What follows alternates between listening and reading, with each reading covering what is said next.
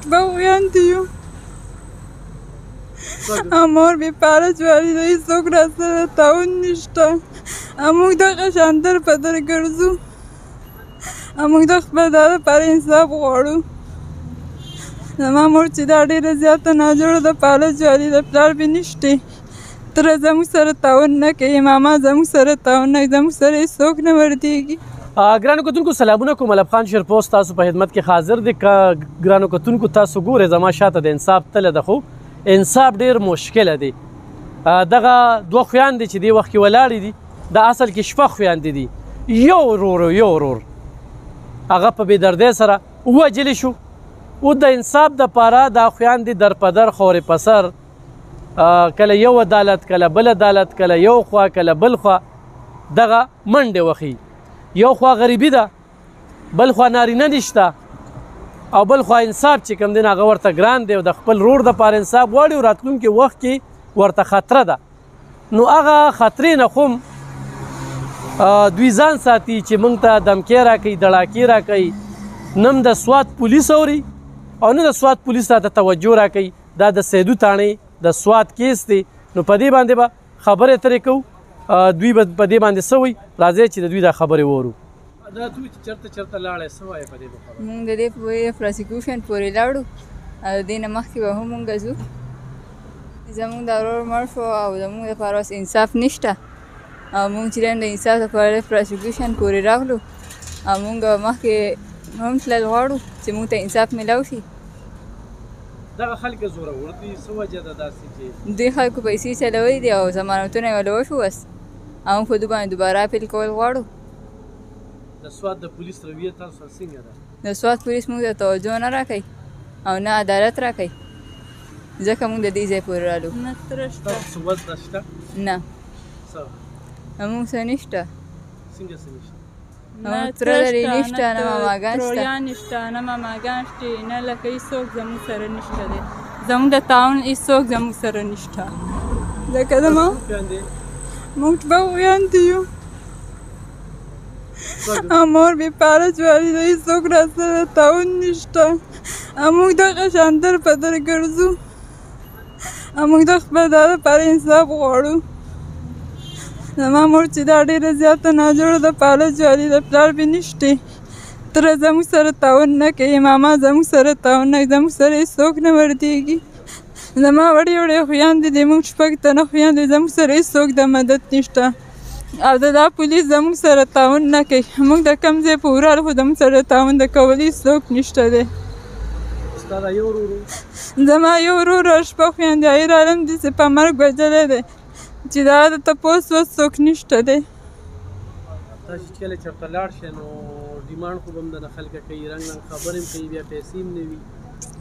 پیسې راسره هم نشته دی او دا خلک به راځي زموږ د کور خواته موږ ته دا کنځلې ویلې کوي زموږ دښمن زموږ د کور خواته ګرځي زموږ دا دښمنان نه دا زموږ د کور خواته اوړي راوړي او موږ ته دا خبرې او دا روانې او دا کوي او وایي چې ورو دله ووجلو وایي تاسو څه کولی شئ نو وس وکئ و د دې خبرې سره زموږ هېڅ لار هم نشته دی دمکې هم درکوي دمکۍ خو راکوي وایي څنګه به د لرورو چې دغه شان به تاسو ووژنمه او زموږ لکه هېڅوک د تعاون نشته دی زما مور دا پاله جوالي په کټ کې پرته ده جی او زه ښځه ذات یم او زه د دې ځای پورې راوتلې یم او زه به مخکې هم نه شاته کېږم زه خپل ورور دپاره انصاف غواړم او زه به د خپل ورور د دغه نه شاته کېږم او زما یې ټول خپل وروڼو خویندو ته خواست دی زما سره ودرېږي او د سوات خلک دي زما سره ودرېږي چې د خپل ورور دپاره انصاف وغواړم او ما ته زما ورور دپاره انصاف میلاو شي او زما سره تعاون وکړي چې سبا ورځې بل انسان داسې نه راپاسي او داسې یو کار نه کوي چې داسې ظلم د بلې تورسري سره نه کوي دا ډېره ګرانه خبره ده نو ته چې ځې دلته کې راځې دونه لرې راځې نو لکه خرچه کرایه ده دا بس د یو بل نه یو قرض کړي او بس راځو پې ګرانو کتونکو تاسو دغې خویندو خبرې واورېدې ډېر د لرې نه